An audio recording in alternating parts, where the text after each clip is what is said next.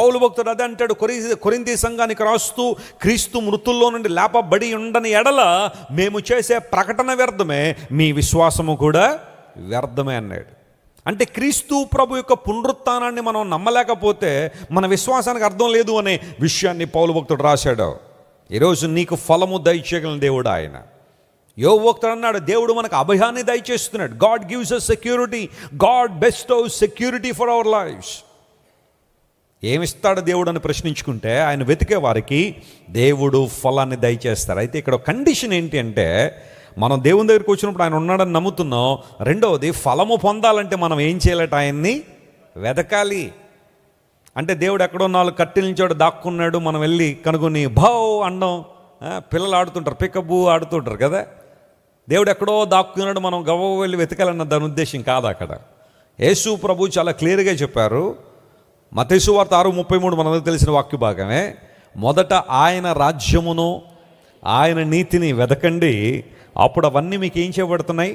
అనుగ్రహించబడుతున్నాయి. ప్రభువును వెంబడించడం అంటే అర్థం ఏంటో తెలుసా? Seeking his Kingdom and his righteousness first in all things. అన్నింటిలో మొదట ఆయనకు ప్రాధాన్యత ఇవ్వడం, ఆయనకు ప్రయారిటీ ఇవ్వడం. మనకి కొన్ని ప్రయారిటీ లిస్టులు ఉంటాయి కదా. నాకు కూడా నా ఫోన్లో టు డూ లిస్ట్ ఒకటి ఉంటుంది. ఇంత విస్తారమైన పరిచర్య, ఇన్ని విభాగాల్లో ప్రతిరోజు కూడా నా పనులన్నీ కూడా నేను సక్రమంగా చేయాలంటే ఖచ్చితంగా నాకు ఒక ప్లానింగ్ ఉంటుంది, ఒక స్కెడ్యూల్ ఉంటుంది. రాత్రి పడుకునేటప్పుడే రేపటి దినం నేను ఏమేం చేయాలి, పరిస్థితులు ఏంటనేది స్కెడ్యూల్ చేసుకుంటాను. ఒకవేళ నెల ప్రారంభం ముందే ఫిబ్రవరి మాసాలన్నీ కూడా నేను ఎక్కడికి వెళ్ళాలి, నా ప్రయాణాలు ఏంటి, విమాన టికెట్లు ఏంటి, వీసాలు ఏంటి, లేదా ఈ విత్ ఇన్ ఇండియా అయితే ప్రయాణాలు ఎవరెవరు చేయాలి, మాతో ఎవరెవరు రావాలి, ఏ టీం ఎక్కడ ఉండాలి, ఇలాంటివన్నీ కూడా ఒక నెల ప్రారంభంలో ఆ నెలంతటికి సంబంధించిన ప్లానింగ్ జరుగుద్ది. ఆ ముందు రోజు రేపటి దినాన్ని గురించిన ప్లానింగ్ అంతా చేసుకుంటాం. అలా చేసుకోగలుగుతున్నాం కాబట్టి దేవుని మహాకృప ద్వారా ఇంత బలీయమైన పరిచర్య చక్కగా ముందుకు సాగిపోవడం దేవుడు సహాయం చేసిన, ఎక్కడ ఏ ఇబ్బంది రాకుండా. అయితే గమనించండి ప్రియులారా, ప్రతి ఒక్కరూ కూడా అలాంటి లక్షణం అరుకుతారు. మీరు నిజంగా జీవితంలో మీరున్న రంగంలో పైకి రావాలంటే రేపటి దినం ఏం చేయాలనే ఒక స్కెడ్యూల్ మీరు వేసుకోవడం చాలా మంచిది. అలా ప్లానింగ్ ఉంటే, ప్రాపర్ ప్లానింగ్ ఉంటే మీ జీవితాలు చాలా బాగుంటాయి. కొంతమందికి ఒక గురి లేదు, గమ్యం లేకుండా ఉదయం లేచాం కదా, ఏదో తినడానికి వండుకున్నాం కదా, తర్వాత పడుకున్నాం కదా, మళ్ళీ రాత్రి అయిపోయింది కదా అన్న టైపే ఉంటారు తప్ప ఏదో ఒకటి సాధిద్దాం, ఏదో ఒకటి చేద్దాం, కుటుంబానికి, సంఘానికి, దేవునికి ఎంతో కొంత ప్రయోజనకరంగా ఉందామన్న ఆలోచన చాలామందిలో లేదు. సోమరితనం ఈరోజు చాలామంది కుటుంబాలను పాడు చేసేస్తుంది. ఏం చేస్తున్నామంటే ఏమీ లేదండి. ఏమీ లేని ఆ గురి లేని జీవితం అపవాదికి ఓ గోల్డ్ మైన్లా కనబడుతుంది, ఓ బంగారు గనిలా కనబడుతుంది.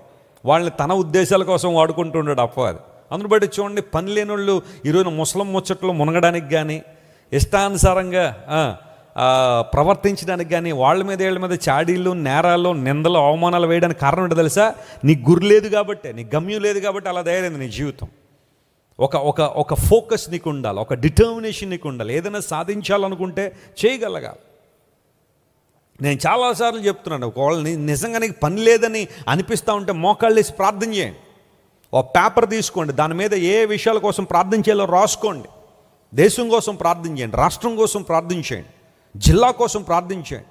మీకు తెలిసిన దైవజనులు ఎంతమంది అయితే ఉన్నారో, వాక్యానుసారమైన సేవ చేస్తున్న దైవజనులు, వారి పేర్లుంటో పేపర్ మీద రాసి వారి కోసం ప్రార్థన చేయండి, వారి కుటుంబాల కోసం ప్రార్థన చేయండి.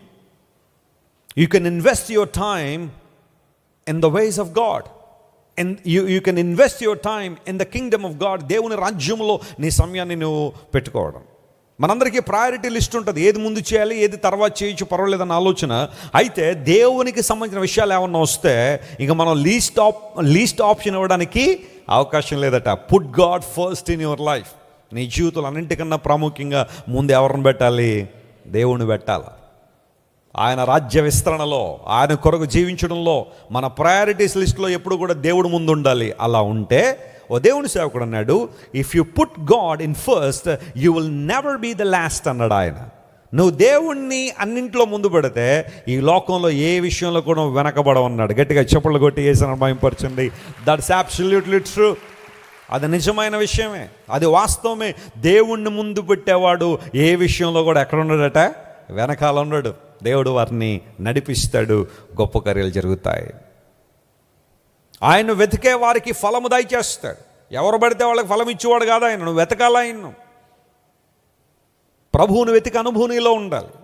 ప్రార్థనకు ఒక మంచి డెఫినిషన్ కనుక మనం ఇవ్వాలనుకుంటే, దేవుని సన్నిధిలో ఆయన వెతకడం, ఆయన చిత్తాన్ని వెతకడం, ఆయన ప్రణాళికలను వెతకడం. Lord, what should I do, what must I do. దేవుని సన్నిధిలో కూర్చొని అడగడం, ప్రభువా నేనేం చేయాలి.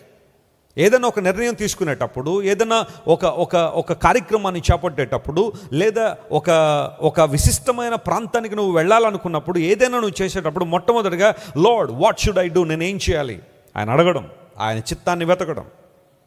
చాలాసార్లు మీకు చెబుతున్నాను, దేవుని చిత్తాన్ని వెతకడం అనేది చాలా శ్రేష్టమైన అంశం. అది పట్టుదలగా వెతకాలి, ఆసక్తితో వెతకాలి.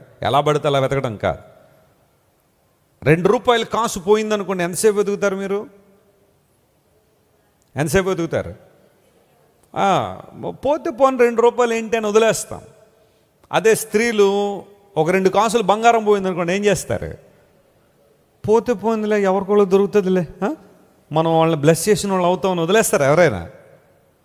ఇల్లంతా బయట పెట్టేసైనా, భార్య భర్త పిల్లలను కూడా బయట పెట్టేశాను, ఉండండి బయట ఉండండి కాసేపు, ఎండలో ఏం పర్లేదు, మీకు డి విటమిన్ లభిస్తుంది అని చెప్పి లోపల ఆమె మొత్తం వెతికేసి ఆ ₹2 ఆ 2 కాసులు బంగారం దొరికేదాకా వెతుకుతానే ఉంటుంది. ఎందుకు అంటే అది విలువైంది కాబట్టి, శ్రేష్టమైంది కాబట్టి. ₹2 కాసునికి అంత విలువ ఎందుకు ఇవ్వలేదంటే పెద్ద విలువ లేనట్టుగా కొంతమంది భావిస్తున్నారు. గమనించండి ప్రియులారా. మీరు ఇంతవరకు విన్న దైవ సందేశం మరియు దేవుని సేవకులు చేసిన ప్రార్థన మీకు ఆశీర్వాదకరముగా ఉన్నదని విశ్వసించుచున్నాము. ఈ సందేశాన్ని మీ స్నేహితులకు, బంధువులకు షేర్ చేయండి. మీకు ఏదైనా ప్రార్థన అవసరత ఉన్నచో మా ఫోన్ నంబర్లకు కాల్ చేయండి. దేవుడు మిమ్మల్ని ప్రేరేపిస్తే విశ్వాసంతో సాగుచున్న ఈ పరిచర్యను ప్రోత్సహించండి. మరిన్ని వర్తమానాలు, పాటలు వినుటకు జాన్ వెస్లీ మినిస్ట్రీస్ అను మా యూట్యూబ్ ఛానల్ను సబ్స్క్రైబ్ చేసుకొనండి. ప్రభువైన యేసుక్రీస్తు కృప మీకు తోడైండును గాక.